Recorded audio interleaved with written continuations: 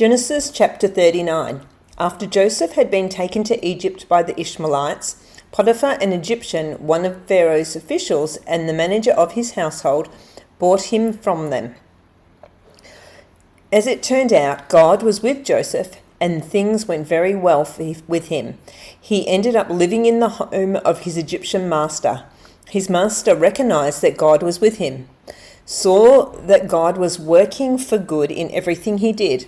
He became very fond of Joseph and made him his personal aide. He put him in charge of all his personal affairs, turning everything over to him. From that moment on, God blessed the home of the Egyptian, all because of Joseph. The blessing of God spread over everything he owned, at home and in the fields, and all Potiphar had to concern himself with was eating 3 meals a day. Joseph was a strikingly handsome man. As time went on, his master's wife became infatuated with Joseph and one day said, "Sleep with me." He wouldn't do it.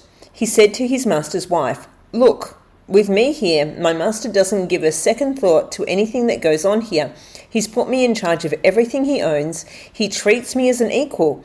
The only thing he hasn't turned over to me is you. You're his wife, after all. How could I violate his trust and sin against God?" She pestered him day after day after day, but he stood his ground. He refused to go to bed with her. On one of these days, he came to the house to do his work, and none of the household servants happened to be there. She grabbed him by his cloak, saying, "Sleep with me."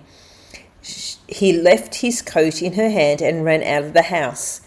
When she realized that he had left his coat in her hand and ran outside, she called to her house servants, "Look, this Hebrew shows up, and before you know it, he's trying to seduce us. He tried to make love to me, but I yelled as loud as I could. With all my yelling and screaming, he left his coat beside me here and ran outside." She kept his coat right there until his master came home. She told him the same story. She said, "The Hebrew slave, the one you brought to us, came after me and tried to use me for his plaything. And then I yelled and screamed. He left his coat with me and ran outside." When his master heard his wife's story telling him, These are the things your slave did to me," he was furious. Joseph's master took him and threw him into the jail where the king's prisoners were locked up. But there in jail, God was still with Joseph. He reached out in kindness to him. He put him on good terms with the head jailer. The head jailer put Joseph in charge of all the prisoners. He ended up managing the whole operation. The head jailer gave Joseph free rein, never even checked on him because God was with him. Whatever he did, God made sure it worked out for the best. Genesis chapter 40. As time went on, it happened that the cupbearer and the baker of the king of Egypt crossed their master, the king of Egypt. Pharaoh was furious with his 2 officials, their head cupbearer and the head baker, and put them into custody under the captain of the guard. It was the same jail where Joseph was held. The captain of the guard assigned Joseph to see to their needs. After they had been in custody for a while, the king's cupbearer and baker, while being held in jail, both had a dream on the same night, each dream having its own meaning. When Joseph arrived in the morning, he noticed that they were feeling low, so he asked them, the 2 officials of Pharaoh who had been thrown into jail with him, "What's wrong? Why the long faces?" They said, "We dreamed dreams and there's no one to interpret them." Joseph said, "Don't interpretations come from God? Tell me the dreams." First, the cupbearer told the dream to Joseph. "In my dream, there was a vine in front of me with 3 branches on it. It budded, blossomed, and the clusters ripened into grapes. It was holding Pharaoh's cup. I took the grapes, squeezed them into Pharaoh's cup, and gave the cup to Pharaoh." Joseph said, "Here's the meaning. The 3 branches are 3 days. Within 3 days, Pharaoh will get you out of here and put you back to your old work. You'll be giving Pharaoh his cup just as you used to when you were his cupbearer. Only remember me when these things are going well with you again. Tell Pharaoh about me and get me out of this place. I was kidnapped from the land of the Hebrews, and since I've been here, I've done nothing to deserve being put in this hole." When the head baker saw how well Joseph's interpretation turned out, he spoke up. "My dream went like this. I saw 3 wicker baskets on my head. The top basket had assorted pastries from the bakery, and birds were picking at them from the basket on my head." Joseph said, "This is the interpretation. The 3 baskets are 3 days. Within 3 days, Pharaoh will take off your head, impale you on a post, and the birds will pick your bones clean." And sure enough, on the 3rd day it was Pharaoh's birthday, and he threw a feast for all his servants. He set the head cupbearer and the head baker in places of honour in the presence of all guests. Then he restored the head cupbearer to his cupbearing post. He handed Pharaoh his cup just as before, and then he impaled the head baker on a post, following Joseph's interpretations exactly. But the head cupbearer never gave Joseph another thought. He forgot all about him. Matthew chapter 11. When Jesus had finished giving these instructions to his 12 disciples, he went out to teach and preach in towns throughout the region. So John the Baptist, who was in prison, heard about all the things the Messiah was doing, so he sent his disciples to ask Jesus, "Are you the Messiah we've been expecting, or should we keep looking for someone else?"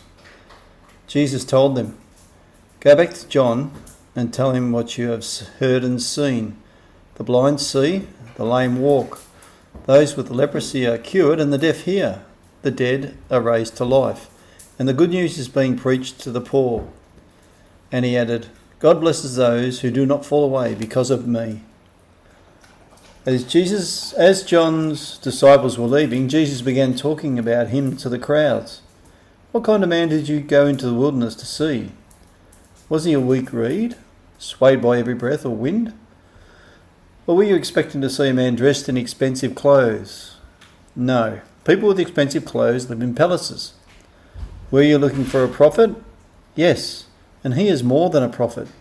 John is the man to whom the scriptures refer when they say, 'Look, I am sending my messenger ahead of you, and he will prepare your way before you.' I tell you the truth, of all who have ever lived, none is greater than John the Baptist.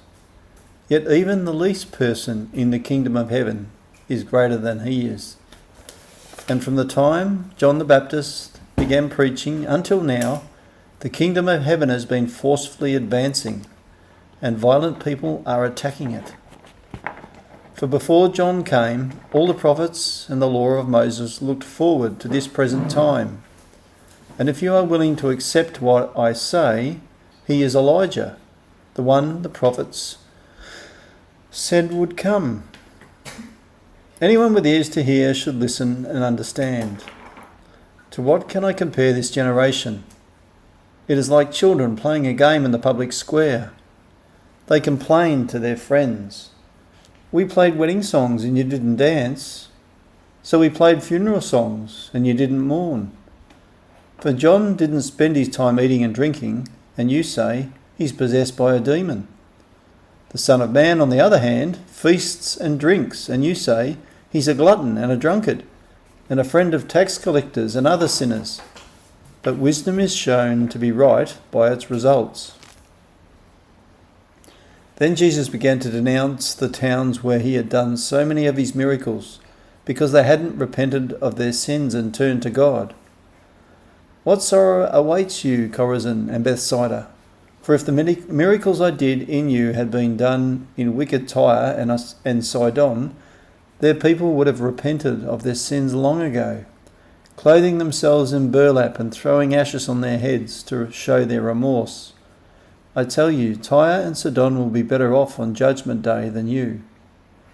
And you people of Capernaum, will you be honoured in heaven? No, you will go down to the place of the dead. For if the miracles I did for you had been done in wicked Sodom, it would still be here today. I tell you, even Sodom will be better off on Judgment Day than you." At that time Jesus prayed this prayer: O Father, Lord of heaven and earth, thank you for hiding these things from those who think themselves wise and clever, and for revealing them to the childlike. Yes, Father, it pleased you to do it this way. My Father has entrusted everything to me. No one truly knows the Son except the Father, and no one truly knows the Father except the Son, and those to whom the Son chooses to reveal him. Then Jesus said, Come to me, all of you who are weary and carry heavy burdens, and I will give you rest. Take my yoke upon you.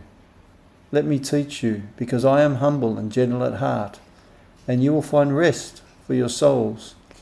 For my yoke is easy to bear, and the burden I give you is light.